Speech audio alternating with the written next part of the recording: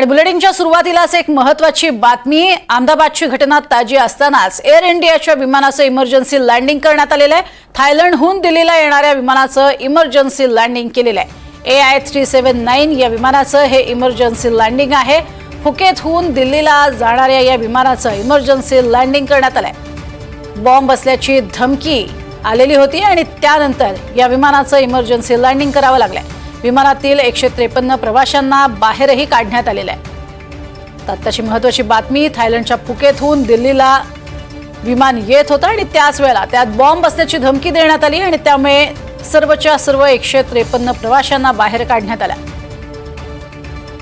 हे emergency landing आहे जे दिल्लीमध्ये करण्यात आलेलं आहे आणि बॉम्ब ठेवल्याची धमकी दिल्यानं एअर इंडियाच्या या विमानाचं इमर्जन्सी लँडिंग करावं लागलंय।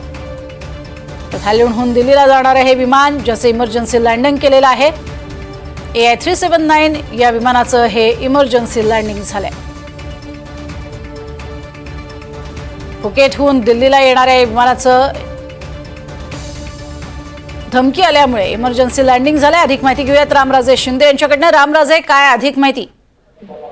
बिलकुल, एअर इंडियाचं हे विमान आहे आणि याच एअर इंडियाच्या विमानाला धमकी आली आणि धमकी आल्यामुळे हे विमानाचं इमर्जन्सी लँडिंग जे आहे ते फुकेतमध्ये करण्यात आलेलं आहे।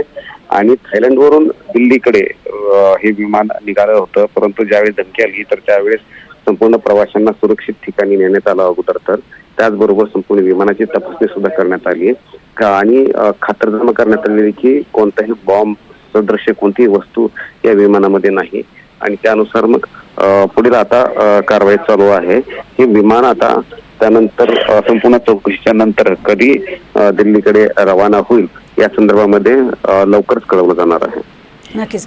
धमकी नेमकी कुठून आलेली होती, काय स्वरूपाची होती, याबद्दल काही माहिती मिळू शकली आहे का? बिलकुल, विमानाला बॉम्ब न उडवून देण्यासंदर्भातची ही धमकी होती, परंतु धमकी कुठून आली आणि कशा पद्धतीने आली या संदर्भातची चौकशी चालू आहे।